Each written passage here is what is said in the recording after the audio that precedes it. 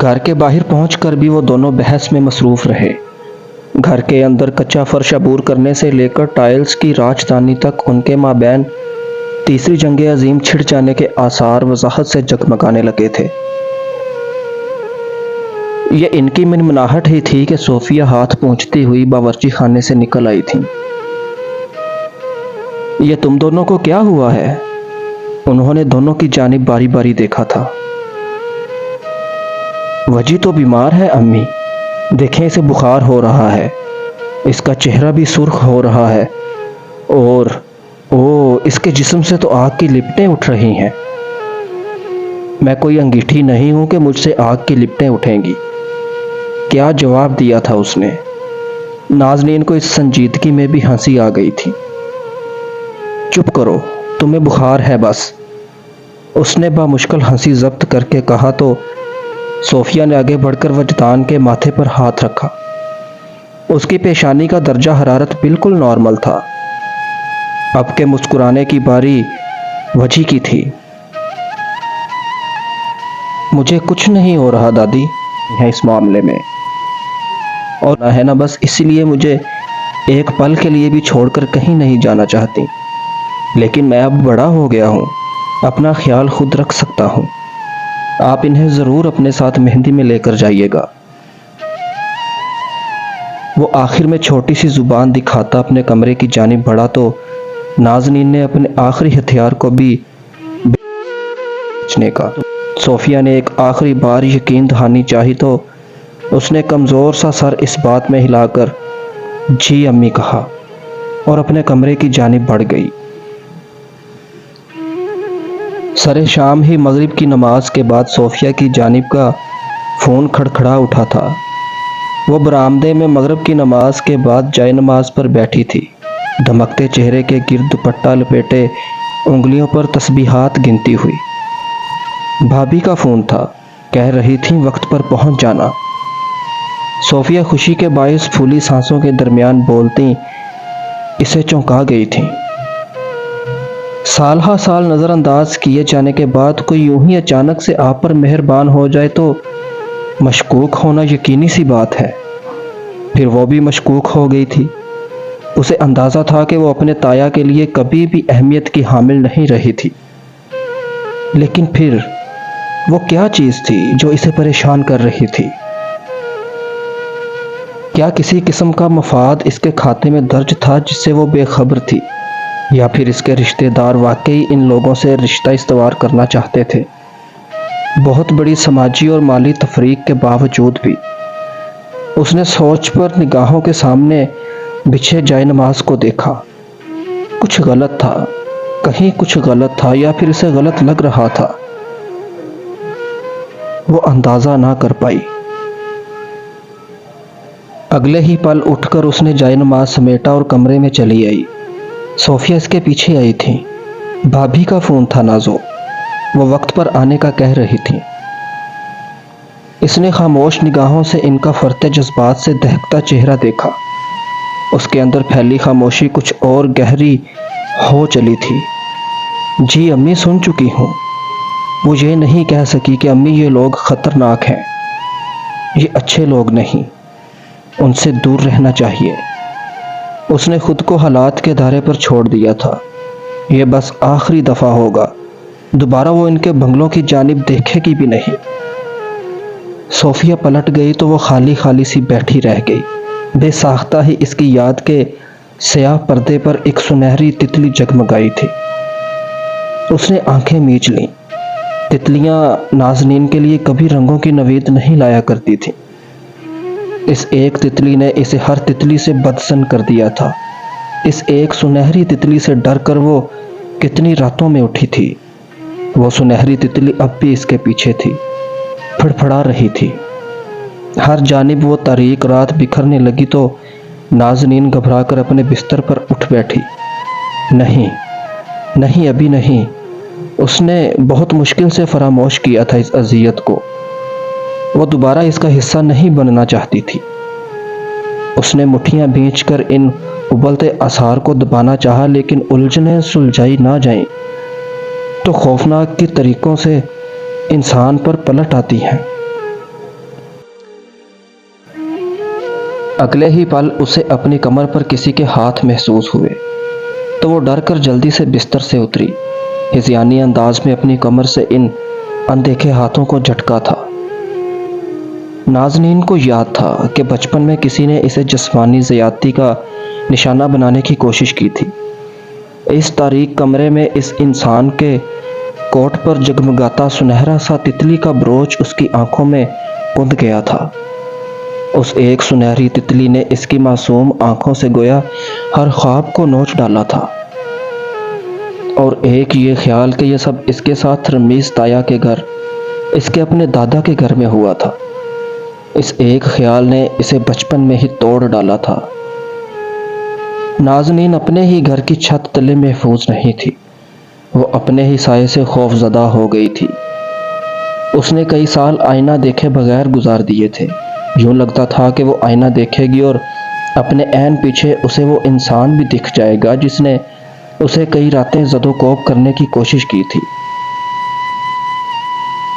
وہ بچ گئی تھی، وہ کسی بھی قسم کے جسمانی استحصال سے محفوظ رہی تھی، لیکن وہ خوف، اس تک آتے ہاتھوں کا خوف اس کے ساتھ بندھ گیا تھا۔ اس خوف نے اس کا ساتھ نہ چھوڑنے کی قسم کھا لی تھی۔ اس نے اپنے والدین، اپنے گھرانے کو ذلیل کر دیا تھا، کیونکہ اس واقعے کے بعد وہ تایا کے گھر میں نہیں رہ پائی۔ مجبوراً بابا کو اس کی وجہ سے اپنے گھر کا بٹوارا کرنا پڑا، اپنے کاروبار تک سے ہاتھ دھونا پڑ گیا تھا انہیں۔ اس کی وجہ سے پھر وہ زیادہ عرصہ زندہ نہیں رہے۔ انہیں کینسر کے مرض نے گھیر لیا تھا، وہ ختم ہو گئے۔ پھر بھائی چلا گیا، وہ کبھی واپس نہ پلٹا۔ اس کے گھر کا ہر مرد اس سے کھو گیا تھا، اور اب نازنین کے پاس محض وجدان بچا تھا۔ وہ اسے نہیں کھونا چاہتی تھی، اس نے اس کی حفاظت کا ذمہ لے لیا تھا، وہ اسے ہر قیمت پر اس ظالم دنیا سے بچانا چاہتی تھی۔ وہ اس کے لیے اس کا بھائی تھا، بیٹا تھا، دوست تھا، ساتھی تھا، وہ اس کے لیے سب کچھ بن گیا تھا۔ آئینے کے سامنے کھڑے ہو کر اس نے اپنی خوابی سی صورت دیکھی۔ وہ خوبصورت تھی، بہت خوبصورت تھی، لیکن اسے اپنی صورت سے غرض نہیں تھا۔ اس صورت کی وجہ سے اس نے بہت ظالم ہاتھوں کی رسائی خود تک برداشت کی تھی۔ لوگ اسے پلٹ پلٹ کر دیکھا کرتے تھے، ان کی نگاہیں اسے چپ جاتی تھیں، لیکن بات نہ بگڑتی اگر جو اس کے اپنے محافظ اس پر نگاہ نہ ڈالتے تو۔ وہ کہتی نہیں تھی، لیکن وہ جانتی تھی کہ اسے زد و کوب کرنے والے ہاتھ اس کے اپنوں کے تھے۔ اس نے سب کو یہی بتایا کہ وہ اس گھر میں ڈر گئی ہے۔ کوئی رات کو اس کے کمرے میں دبے پیر آتا ہے اور اسے تکلیف پہنچاتا ہے۔ کسی نے اس کی بات پر یقین نہیں کیا، سب کو لگا وہ ذہنی مریض بنتی جا رہی ہے۔ کسی نے کہا اس پر اسیب کا سایہ ہو گیا ہے، کوئی کہنے لگا اسے نظر لگ گئی ہے، کسی کا ماننا تھا کہ وہ ڈھکوسلا کر رہی ہے، وہ توجہ حاصل کرنے کے لیے ایسے اچھے ہتھ کنڈے پر اتر آئی ہے۔ کسی نے اس پر یقین نہیں کیا، اور پھر ایک وقت بعد اس نے بولنا ترک کر دیا۔ اس نے ہر ایک کی جانب سے گہری خاموشی اوڑھ لی۔ نازنین نے شادی بیاہ کی تقریب میں جانا خود پر حرام کر لیا۔ وہ لوگوں کا سامنا کرنے سے خوف زدہ تھی، وہ ڈری ہوئی تھی، اسے ڈرایا گیا تھا۔ لوگ اس سے پوچھ لیں گے کہ اس رات اس کے ساتھ اس کمرے میں کیا ہوا تھا۔ ہاں، تب وہ کیا کرے گی؟ تب وہ انہیں کیسے قائل کرے گی کہ وہ سچ بول رہی ہے؟ اس نے کبھی جھوٹ نہیں بولا۔ 27 سالہ نازنین انصاری آج بھی اس سب سے خوف زدہ تھی۔ بچپن کے ڈر کبھی نہیں مٹتے، زندہ رہتے ہیں، ہماری ذات کے چھپے خانوں میں پنپ رہے ہوتے ہیں، ہمیں اندر ہی اندر کھا رہے ہوتے ہیں۔ لیکن پھر اس نے خود پر خول چڑھا لیا۔ دنیا کا سامنا ایک اسی طرح کیا جا سکتا تھا، مضبوطی کا ڈونگ رچا کر۔ اس نے سب کو بے وقوف بنانا شروع کر دیا، یہاں تک کہ خود کو بھی۔ وہ مضبوط ہے۔ اس نے ہر رات روتے ہوئے خود کا مذاق اڑایا، لیکن اس راستے کے علاوہ اس کے پاس کوئی راہ نہیں تھی۔ زمینی آئینے میں اپنا عکس مکمل سراپا محو ہو کر دیکھتے ہوئے وہ ماضی کے بہت کمزور لمحات کی زد میں تھی۔ اس نے گلابی سی سیاہ آنکھوں سے آخری بار اپنا چہرہ دیکھا اور پھر تیار ہونے کے لیے پلٹ گئی۔ اس نے گاڑی قصر انصاری کے سامنے روکی اور پھر اگلے ہی پل دروازہ کھولے باہر نکل آئی۔ صوفیہ بھی دوسری جانب دروازہ کھولے گھوم کر اسی طرف آ رہی تھی۔ عالی شان ستونوں پر کھڑا وہ قصر خنک سی دھندلی ہوا میں لک چھپ رہا تھا۔ اس نے بھاری ہوتے دل کے ساتھ گہرا سانس لے کر اندر ابلتے بہت سے جذبات کو پرے دھکیلا۔ اس کا سینہ جیسے کسی شکنجے میں جکڑا جا رہا تھا اور دل تو کسی نے مٹھی میں لے کر بھینچ ڈالا تھا۔ اتنے سالوں بعد بھی جو ہوا تھا وہ گرد میں نہ اٹ سکا تھا۔ وہ آج بھی روز اول کی مانند روشن تھا، روشن رکھا گیا تھا۔ اس نے بہت سی گرہیں حلق سے نگل کر اندر کی جانب قدم بڑھائے تو صوفیہ بھی اس کے ساتھ ہی آگے بڑھ آئیں۔ قصر انصاری آج بھی اتنی ہی نگاہوں کو خیرہ کر دینے والی چکا چوندھ لیے ہوئے تھا کہ اس کی روشنیوں میں اسے اپنی آنکھیں کھلی رکھنا کٹھن لگا۔ اس نے چپتی روشنیوں کے ساتھ اپنی آنکھیں مانوس کیں اور پھر کئی ایکڑ پر پھیلے اونچے نیچے گھاس کے قطعوں پر آگے بڑھائی۔ دور دور تک کرسیاں لگا کر مہندی کا انتظام کیا گیا تھا۔ درختوں کی تراش خراش کے بعد انہیں باریک برقی کمکموں سے سجا کر وہ زندگی بخشی گئی تھی کہ دیکھنے والی ہر نگاہ بار بار پلٹنا اپنا فرض سمجھتی تھی۔ لیکن وہ اس سب کو بہت غیر دلچسپی سے دیکھتی آگے بڑھ آئی۔ داخلی قد آدم دروازوں کے پار سے پرتعیش لاؤنج کا آغاز ہوا چاہتا تھا۔ زرق برق باری کا مدار ملبوسات کی بہار میں وہ خود کو بہت بے رنگ سی تتلی محسوس ہوئی تھی۔ ہر جانب شور ہنگامہ کہے بہار اور روشنیاں اتر آئی تھیں۔ لاؤنج کی سید میں کشادہ زینے تھے۔ چکردار کشادہ زینوں کا چکر اوپری منزل کی جانب راہ ہموار کیا کرتا تھا۔ اسے ہر راستہ ازبر تھا۔ وہ کچھ بھولی ہی کب تھی، کاش کہ وہ کچھ بھول جاتی۔ گہرا سانس لے کر اس نے آس پاس نگاہ دوڑائی تو صوفیہ شائستہ اور روحیلہ سے بغل گیر ہو رہی تھی۔ وہ بھی اسی سنجیدگی سے خواتین کی جانب بڑھ آئی، پھر ان کے سلام اور حال احوال کا بہت پرتکلف سا جواب دے کر لاؤنج میں لگے قیمتی صوفوں پر آ بیٹھی۔ اس سے زیادہ مروت وہ کسی کو بھی فی الحال نہیں دکھا سکتی تھی۔ اس نے سیاہ گھیرا دار فراک زیب تن کر رکھا تھا۔ سنہرا تنگ چوڑی دار پجامہ بہت ہلکا سا جھلکتا تھا۔ نازنین کے لباس کی فال ہی کچھ ایسی تھی کہ لاؤنج میں بہت سے مردوں نے اسے پلٹ پلٹ کر دیکھا۔ بالوں کو حسب عادت کھلا چھوڑے، لباس کی مناسبت سے برابر میک اپ کیے وہ ہر انداز سے پرفیکٹ لگی تھی۔ اسے دیکھتے رہنے کو دل چاہتا تھا۔ یکا یک شائستہ اپنی بیٹیوں کے ہمراہ اس کی جانب بڑھی تو اس نے چہرے پر بامشکل نرمی قائم رکھی۔ مسکراہٹ اب بھی مفقود رہی۔ ہیلو نازنین آپی، کیسی ہیں آپ؟ ماما بتا رہی تھیں آپ کے بارے میں ہمیں۔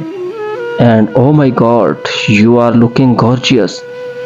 یہ شائستہ کی چھوٹی بیٹی نینا تھی، 17 سالہ کی خوش دل اور خوش اخلاق سی لڑکی۔ اس نے مسکرا کر اس کا بڑا ہاتھ تھام لیا تھا۔ ہیلو نازنین، خوشی ہوئی آپ سے مل کر۔ اور یہ شائستہ کی بڑی بیٹی تھی ابیہا، بالکل شائستہ کا پرتو۔ اس کی عقابی نگاہوں سے ہی اس کی ذہنی ساخت کا اندازہ ہوتا تھا۔ ہلکی سی طنزیہ اور ذرا مغرور مسکراہٹ ہر دم لبوں پر سجائے۔ وہ خود کو ہر ایک سے برتر سمجھنے والی لڑکی تھی، اور شکر ہے کہ وہ خوبصورت نہیں تھی، نہیں تو جانے وہ آسمان سے قدم اتارنا ہی بھول جاتی۔ اس نے بغور اس کا انداز جانچتے ہوئے مسکرا کر اس سے ہاتھ ملایا تھا۔ پھر سب سبزہ زار پر جانے کے لیے شور مچانے لگے تو انہیں چاروں ناچار اٹھ کر باہر آنا پڑا۔ پھر سب سبزہ زار پر جانے کے لیے شور مچانے لگے تو انہیں چاروں نے چار اٹھ کر باہر آنا ہی پڑا۔ صد شکر کہ وہ اس دم گھوٹتے لاؤنج سے اٹھ کر باہر آ گئی تھی۔ اندر تو اسے اپنا سانس پھنستا ہوا محسوس ہو رہا تھا۔ سبزہ زار کی فضا خاصی خنک تھی۔ گول میز کے اطراف میں کرسیاں لگائی گئی تھی اور ہر میز کو اس طرح رکھا گیا تھا کہ سامنے سجایا گیا اسٹیج ہر ایک کی نگاہوں کے لیے واضح ہو سکے۔ اس نے ایک کونے میں لگے گول خالی میز کو دیکھا اور پھر صوفیہ کی لاکھ نصیحتوں کے باوجود بھی وہ اس میز کی جانب بڑھ ہی گئی۔ نازنین عورتوں کے درمیان بیٹھنے میں دلچسپی نہیں لیتی تھی اور صوفیہ اس وقت عورتوں کے جرمٹ میں ہی قید تھیں۔ کچھ ہی پل گزرے تھے فنکشن کو شروع ہوئے۔ بہت تیز بجتے میوزک کے باعث کان پڑی آواز تک سنائی نہ دیتی تھی۔ گیندے سے سجے اسٹیج پر اب کے کزنز اپنی اپنی پوزیشنز لیے تیار کردہ رقص پیش کرنے کی تیاری کر رہے تھے۔ وہ خالی خالی سی ان کی رنگینیاں دیکھے گئی۔ آج وہ بھی اس سب کا حصہ ہوتی اگر جو، لیکن اس کی سوچوں کی تان اگلے ہی پل ٹوٹ گئی تھی۔ روہیلا اپنی اکلوتی بیٹی کے ساتھ اس کی جانب بڑھ رہی تھی۔ اس نے ایک بار پھر سے تعارف کے لیے خود کو تیار کر لیا۔